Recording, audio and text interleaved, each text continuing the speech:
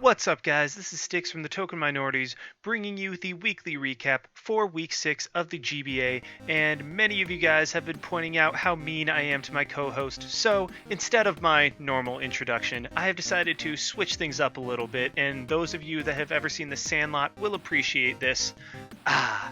Introducing the Sultan of Swablu, the Colossus of Bellsprout, the great Audino himself, the Confusion. What is going on, GBA? I am the Confusion, and I know a lot of you guys were telling me I need to retaliate up against this guy, but yeah, It would only do 70 base power. 70? I was thinking 75. I don't know. It's like more of an ice punch, not an ice fang. So, Okay. I don't know. No, don't worry. I didn't have any time to think of something this week, but I'm gonna have something so perfect to nail at you next week. Trust me, guys. Well, I am shaking in my very figurative boots. But anyway, let's just go ahead and get right into the matches. The first one we have is the San Francisco Arcaniners, coached by George, versus the Bo Russia or Bo Russia, however you want to say it, Don Fan, coached by Lars. I know you guys are always getting on my case, so feel free to go ahead and do that right now in the comment section below. But San Francisco brought Latias, Infernape, Nidoqueen, Fortress, Milotic, and Simisage, while Bo Russia brought Mega Alakazam, Landorus Incarnate, Crawdaunt, Scizor, Mesprit, and Vaporeon. Straight from team preview, it looked like the Sheer Force Mons would just have potential to substantially damage both teams, with Landorus and Nidoqueen both having solid matchups, depending on their coverage, of course. George took an early lead with Toxic Latias heavily wearing down Vaporeon, and Hidden Power Fire Fortress getting a huge hit off on the Scizor, which really put George in a fantastic position. A 50-50 with Nidoqueen allowed George to take out Lars' Crawdaunt with it doing minimal damage, but Mega Alakazam was able to make up some substantial ground with Substitute. However, an HP-invested Latias was able to clutchly tank a Dazzling Gleam, still leaving Lars in a fantastic position with George only having his Nidoqueen left. Fortunately for George, Sucker Punch Nidoqueen came through as it not only outsped the Scizor's Bullet Punch, but survived Earth Power with around 1% and won the game for him. Yeah, I would definitely agree that this match was something that was taken as soon as they team prepped, because the San Francisco Arcaniners, or George, whatever you want to call the team, or the team name, whatever it is, the preparation on that side was just phenomenal. The HP investment in certain mons, the offensive investment, even the movesets and the items were just so on point for this match. They mostly all worked out really well, so it was very obviously impressive to see Nidoqueen snatch 4 kills and stay alive to see it at the end. Who knows, maybe we'll see it in the MVP race sooner or later. Definitely an exciting match. Borussia Donphan and Lars still played an amazing game, got a lot of kills, and just a very impressive match by two very, very well-trained opponents. So let's move into the next match, which is the San Jose Sharpedos up against the San Diego Chimchargers. Sharpedos and Tom brought Sylveon, Starmie, Cobalion, Mamoswine, Sock, and Mega Aerodactyl, and San Diego Chimchargers and MV brought Jirachi, Donphan, Gyarados, Wobbuffet, Gorbis, and Mega Ampharos. So let's just jump right into the beginning of this match, which was definitely Jirachi getting huge hits up on the Cobalion with the Psychic, and then killing off the Starmie with the Thunderbolt.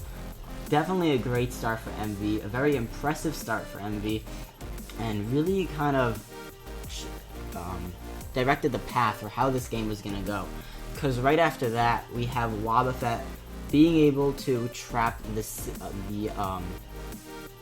Sock. Even though it landed a Toxic, it was an easy Encore. I'm not sure if Tom really should have clicked Toxic again. Again, it was hindsight 50-50. Was he going to counter, or was he going to click Encore? In this case, he did click Encore. Sock ended up clicking Toxic again on the Gorbis, which wasn't all that great. Sylveon was brought in, and the most pivotal moment was when the Gorbis shell smashed, and the Sylveon went for the Protect. Definitely a misplay, definitely. You can't argue it, you can tell me, even Tom, you can tell me a lot of things into why, but you can agree with me that that was definitely a misplay. That was something he should not have done. The taunt pass or smash passing was something been spoken about for a long time, so this was definitely something that he should have seen. but the Protect to, I think, get some leftovers was clearly not worth it because the baton pass, shell smash, went right into Gyarados, and after that, Gyarados just swept with Waterfall. Yeah, actually, kind of at team preview, I noticed something that Tom could do pretty well was that his Sylveon, if he had gotten rid of Jirachi, Sylveon could have potentially done some really substantial damage. However, I think Jirachi just did a little bit too much to justify the fact that Tom kind of essentially sacked a Mon and a half or two to the Jirachi just to take it out. And I mean, while he did Pursuit Trap it with Mega Aerodactyl, which was a very smart play, I'm going to channel my inner Wild Thornberries for a second and say that that was a smashing battle. Geez, I'm committing all types of copyright infringement in this video. But I mean, really, that was it. Envy was able to get a smash pass from Gorobus to the Gyarados, and that was really just all she wrote for Tom. I mean, even if he had gone for the Hyper Voice, I really don't think that would have done enough damage. I mean, it could have. I don't know the exact calcs. I'm admitting that right now, but I don't necessarily think it would have done that much. But I mean, still, going for Protect was an unfortunate misplay, and Gyarados just swept through his entire team. Jumping into the next battle, we have the Utah Jasmine, coached by Coop or Cooper. I will go between each of those names, and the Atlanta Hawlucha with Fizz.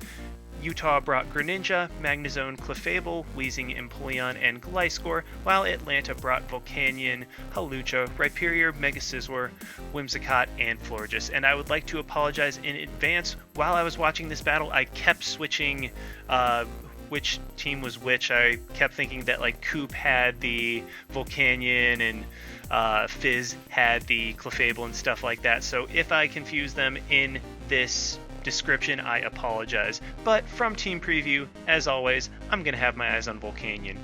With Cooper's only resist being Empoleon, who is weak to Earth Power and is prone to getting worn down, I was curious to see how he would handle that threat. It turned out he really wasn't able to handle it all that well, as Specs Volcanion was able to put huge pressure on Coop with his Clefable, who was his supposed answer, taking upwards of 75% from overheat. Fortunately for Fizz, Rock Slide Greninja was able to... Actually, there you go. I already mixed them up. Fortunately for Coop, Rock Slide Greninja was able to put Volk into Hazard's range, essentially eliminating it as a threat, although it could still get one hit off on a free switch, but that would generally result in 2 consecutive turns of knockouts for Fizz, which would be less than ideal, meaning Fizz would be forced to spend a turn getting rid of Hazards to save Volcanion.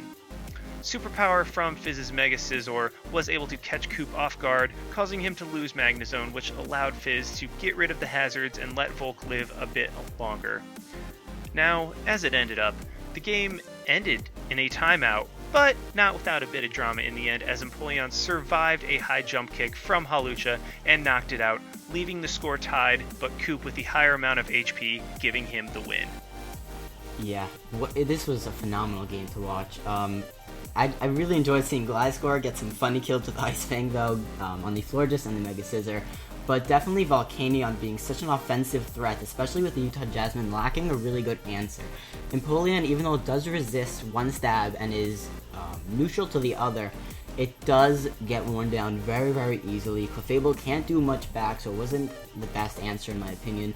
Volcanion just presenting a lot of pressure, throwing out steam eruptions and whatnot, overheats.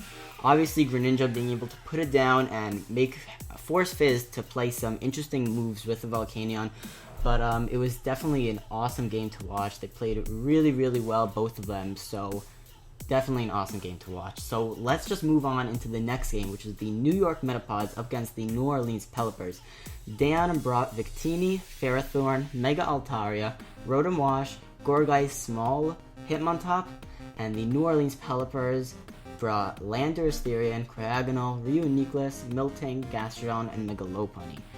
And immediately, New York Metapods clearly switched up their game plan, bringing 2 Pokemon that they have actually never brought before, being Hitmontop and Gourgeist. But there's definitely the stall out within this was definitely Ferrothorn up against the Miltank. Miltank being able to relatively take +6 knockoffs because it was Sap Sipper and not Thick Fat, making it not that great of an answer to the Victini. His only good answer after that being the Gastrodon, in which Victini did carry Energy Ball, so it was really interesting on that part. But the Miltank was able to stall out the Ferrothorn for a long time until it finally got taken out. Gourgeist being an awesome answer to the Mega Lopunny, but afterwards, definitely the craziest play was Cryogonal being there, and then Dan switching in the Gourgeist was a very insane play, because then the Shadow Sneak was so close but did not actually take it out. Gourgeist going down right after that. It was a very, very insane play. Mega Altari and Hitmontop just putting on a lot of pressure. But towards the end, Victini just being able to spam V-Create was something that the New Orleans Pelipers were not able to handle that well. So an awesome game from the both of them. Very impressive game, and Dan being able to snatch up a win. Honestly, I thought that, well, it was well played on both parts. Really, just the entire time for John was kind of that music where it's like, womp, womp, womp. Because really nothing kind of went right for him, with whether that was the missed Toxic onto the Rotom. I mean, the random Swords Dance Ferrothorn, which I will give all credit to Dan on that. I'm not saying that that was an unfortunate thing for John. I will give all credit on that one, but it was still just caught him off guard. But Mega Lopunny missing the high jump kick was absolutely huge. And with Miltank and Gastrodon gone, Victini was just able to come in at the end of the game and clean up the rest of John's team. I do want to give John props, though. Despite all of that going wrong for him, he still made the game very close, to the point where I think Quick Attack might have been able to clean up the Victini. I'm not sure on that. I don't know the calc. But either way, he made it a very close 1-0 game, so props to him for going on beyond the hacks and still being able to make it a phenomenal game. Jumping right on to the next battle, we have the Philadelphia Scizor and the Pittsburgh Piratas. Scizor coached by Chimpact and the Piratas coached by Tup. Philly brought Politoed, Celebi, Blastoise, Cofagrigus, Scolipede, and Steelix, while Pitt brought Tentacruel, Hippowdon, Excadrill, Megapidgeot, Licky, and Azelf. Now, this was probably easily the most controversial match of the week, but I'll get to that in a little bit. At Team Preview, I immediately noticed that Mega Pidgeot definitely had the opportunity to do work with coverage of Hurricane and Heat Wave, with Chimp's only flying resist being the Fire Weak Steelix. But I also noticed that Chimp's Politoed could mitigate that water weakness with Drizzle, so I thought the game would come down to who is able to manage that matchup better. Hacks hurt Chimpact early as Blastoise got confused by Hurricane, which allowed Pidgeot to bring it really low before being forced out, but Chimpact got a revenge hacks on Tup in the form of a Sucker Punch crit from Celebi onto the Tentacruel, and from there, Politoed was really just kind of able to put in some solid work with rain-boosted water moves, and eventually, the match was actually unable to be finished due to, I believe it was a DC, but by coach's decision, Chimpact took the battle, and I actually agree with that decision because Scarf Politoed pretty much had the match cleaned up at that point. Yeah, when you look at the actual matchup, because it's really hard to talk about the game itself, I personally think the Philadelphia Scizors actually had a little bit of a better matchup, because the Scarfed Politoed, as we saw, could actually put in a ton of work. He ended up bringing Psychic, where I thought Earthquake probably could have worked a little better for the Tentacruel, but either way, Scarfed Politoed, yes, like you said, his Pidgeot answers were lacking. He didn't have great Pidgeot answers.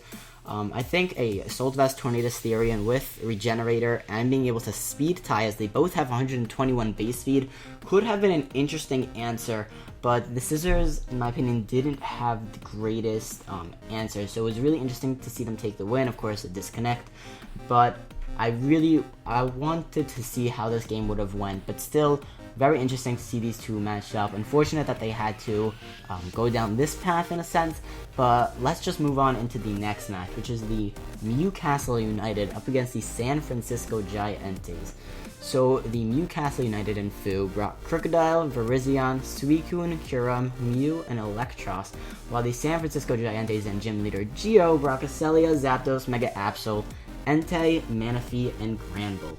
And this was definitely a game of switching around, in my opinion, where Fu really, of course, this is Fu's first win. I think that's definitely something we should start with. Fu got his first win. Very impressed, not very impressive, I mean, he probably should have gotten one by now, but still awesome to see that he got his first win, especially up against an opponent that is looked at as someone who is doing really well so far, even though he's starting to go on a little bit of a lose streak. I don't want him to do that. He needs to pick up another win next week, but for now, he did end up losing and giving Fufu and the Newcastle United their first win. But about the game itself, we saw that Cresselia was actually able to be worn down relatively quickly towards the beginning of the match, getting poisoned. But after that, Fu just had some relatively good answers to his Mons, with the mix of Suicune and Electros being able to handle Zapdos and Entei relatively well, also the Manaphy. But towards the end of the match, it was a game of switching around in which a Draco Meteor from the Kyurem ended up taking out, I believe, the Mega Absol, and Entei not being able to handle the rest of the team, as a Stone Edge from the outspeeding version was able to take it out. But still, the matchup was very interesting. It looked like Gym Leader Geo probably could have had a much better matchup, bringing as he did bring Ramble to answer some of the dragons. It didn't end up putting in that much work, but still very interesting to see it come. I feel like Gym Leader Geo worried a little too much about sets that weren't really there, so I really want him to see him play a little bit more offensive like he was doing in the beginning, being able to take 6-0s and 5-0s so easily. I definitely want to make sure to let him know that he needs to play a little bit more on the offensive. His team is not exactly built to take thousands and thousands of hits. He definitely needs to play a little bit more offensive, especially when he, I think, could have taken out Fu's team a little bit more easier than he thought he would. But still a very interesting match to watch. Awesome to see Fu get his first win, but other than that, that's pretty much it. To be fair, I don't think any team in existence is designed to take thousands and thousands of hits. Even Stall at that point would be taken down. But I think I'm about to send you the Google definition for sarcasm. I'm not sarcastic at all. But anyway, in the match, I mean, momentum was really the name of the game. And Electros, while Kyurem had the most kills, I actually want to give Electros the MVP on this one because Fufu's lack of a ground type allowed Electros to really just freely gain momentum all game. And once Granbull and Crest were gone, Kyurem was able to just freely Draco and pick up kills whenever it came in. And while it was kind of cool to see Mega Absol get a couple KOs, I mean, it was really just all Fufu, as Geo just was a little bit too worried, like you said, about the sets that weren't there. So I know he can bounce back, so I'm eager to see what he will do next week. Jumping into the second to last battle, we have the Tampa Bay Luxray coached by Mono versus the Boston Red Sox coached by Nick. Tampa Bay brought Mega Manectric, Bronzong, Excelgor, Garchomp, Porygon Z, and Mandibuzz, while Boston brought Kyurem Black, Mega Venusaur, Jolteon, Feraligatr, Alakazam, and Rhydon. Immediately, I noticed that Kyurem had the potential to absolutely destroy Mono's team with simply Ice Beam and Earth Power, as Terravolt would negate the Levitate from the Bronzong. And yes, I know I talk about team preview before every match, but I mean, that's what I like to do. I like to look at the matches and see what I think will do well and see if I'm right. However, despite that, Porygon Z and Garchomp also had the ability to sweep Nick's team given proper setup. Early Hazard's pressure was huge from Mono, as he was able to set up rocks and a layer of spikes, while also taking down the Rhydon, making Chomp and Porygon Z's sweep much more likely. Nick's Feraligatr provided a scare early, but it was only able to Dragon Dance up once and remove the Mandibuzz, but the damage it sustained while taking out the Mandibuzz left it easily revenge killed by Scarfed Garchomp.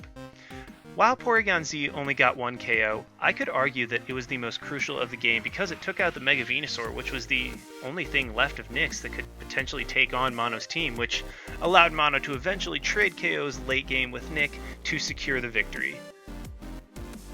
Yeah, like you said, just a really great game to see. Kyurem Black, I felt like could have put in a lot of pressure.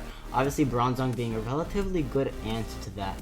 I didn't see too many ways to get around Mega Venusaur. Obviously, Porygon Z being able to put in a lot of work, as well as the Garchomp. But just relatively a really, really awesome match to see, as I'm sure a lot of you would agree with me. All these matchups are very interesting to see how different Pokemon get matched up against each other. But I'm always eager to move on to the last match, which is, in this case, the Rhea Marill up against the Milwaukee Sawsbucks. So the Real Maril brought Weavile, Mega Blastoise, Goodra, Uxie, Registeel, and Talonflame, while the Milwaukee Saucebucks brought Slowbro, Meloetta, Heatran, Electivire, Mega Pinsir, and Sandslash. And this was a very cool game to see, even though a lot of people might disagree. I thought this was an awesome match.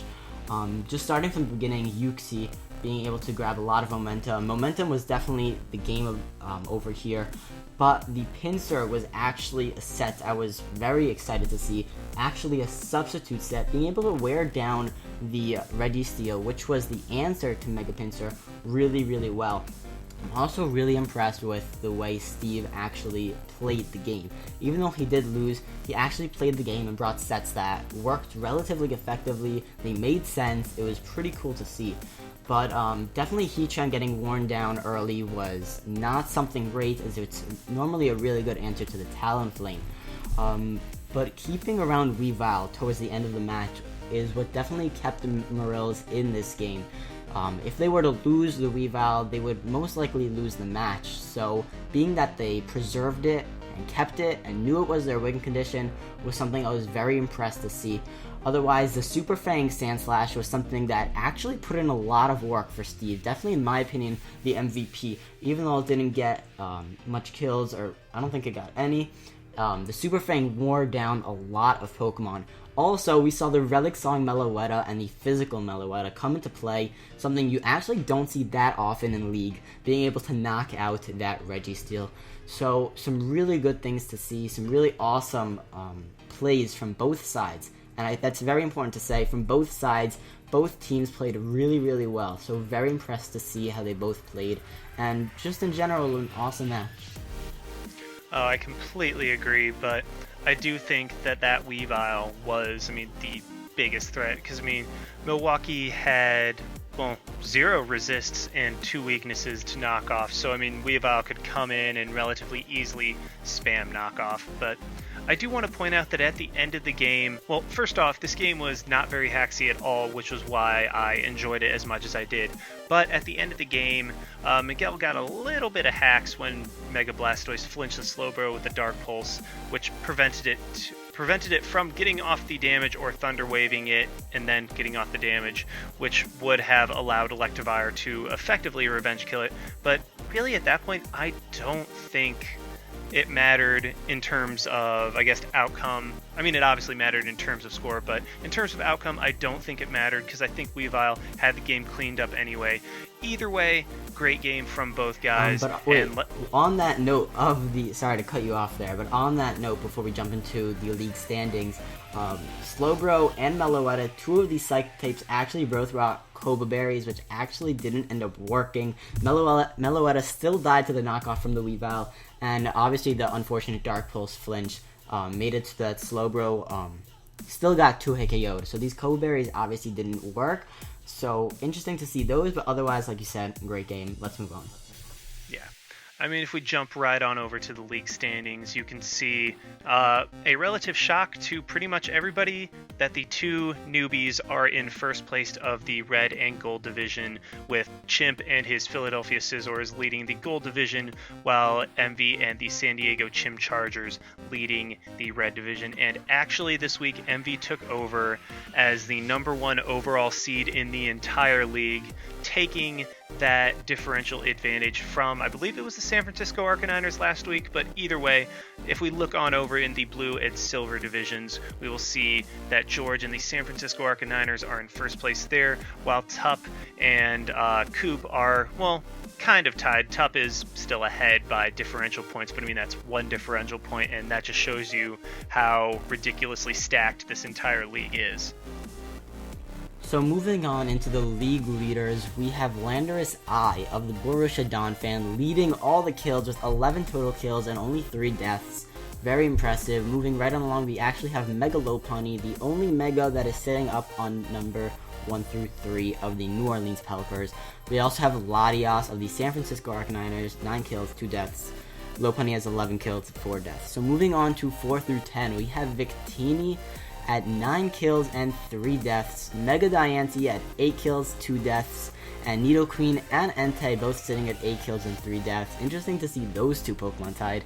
But we also have 2 Psychic types tied, as well as Volcanion being Mega Alakazam, Jirachi, and Volcanion with 8 total kills and 4 deaths. Yeah, that's really nice to see. I mean, I gotta give my love to the UU pokes up there. I mean, particularly Nidoqueen, it's one of my favorite of all time, and I mean, it's just nice to see that it's actually getting the love that it deserves. I mean, Sheer Force is so powerful.